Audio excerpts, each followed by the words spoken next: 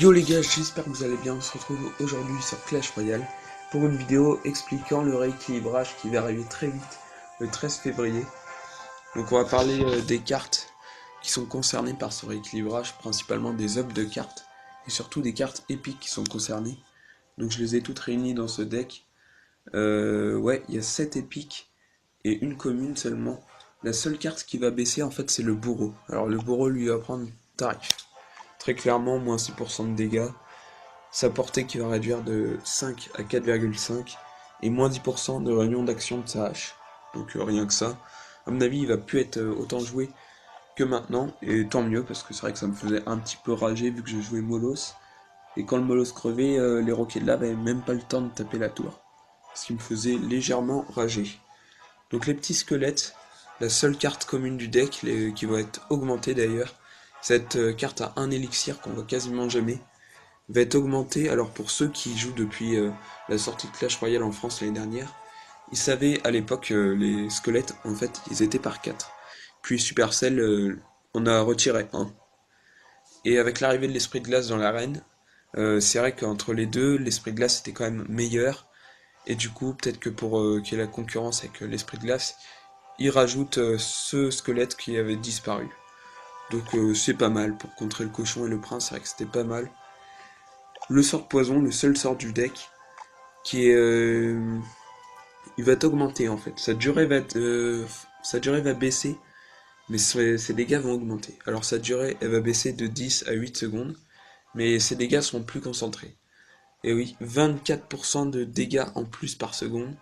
Donc je pense qu'au total, le sort de poison, il gagne.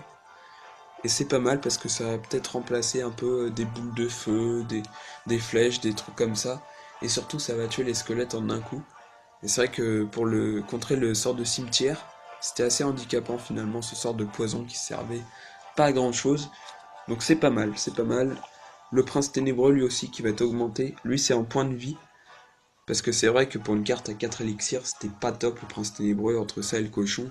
Le choix était vite fait. Et je trouve ça bien que ses points de vie augmentent de 5%. On va le voir un peu plus dans l'arène parce que c'est vrai que je vous cacherai pas que moi j'en vois jamais. Clairement, les princes ténébreux, j'en vois jamais. Le PK, c'est à peu près pareil. Alors la carte en elle-même va pas augmenter, que ce soit en points de vie, en dégâts, mais lui c'est en temps de déploiement. Avant c'était un peu comme un Archix en fait, c'était 3 secondes de temps de déploiement du PK. Il va passer à 1 seconde, ce qui est pas mal. Peut-être qu'il va revenir dans le game, ce que j'espère, parce qu'on n'en voit jamais du PK. En fait, toutes les cartes du deck sont principalement des cartes qu'on voit jamais, et que Supercell augmente pour qu'on les voit un peu plus. La sorcière, c'est exactement la même chose. On la voit jamais, donc du coup, il augmente. Elle, ça va être en dégâts, parce que c'est vrai qu'elle était un peu faible offensivement. Elle mettait pas beaucoup de dégâts, ils vont augmenter de 6%. Donc c'est pas mal. L'armée de squelettes, alors moi j'ai rien compris, hein. J'ai rien compris à ce patch. Je cherche encore l'utilité de passer de 16 à 15 squelettes. Ouais, un squelette en moins. Ça sert très clairement à rien. Si encore ils enlevaient 3-4 squelettes, je pense qu'on verrait la différence pour se défendre. Mais là, un seul squelette, je comprends pas. Et pour finir, c'est le bébé dragon. Alors lui, ça va être sa portée d'attaque qui va passer de 3 à 3,5. Supercell augmente le bébé dragon qui pour eux est une carte emblématique du jeu. Et c'est vrai qu'au départ c'était une des meilleures tout simplement. Depuis elle a subi pas mal de patchs et on la voit beaucoup moins. Donc c'est pas mal.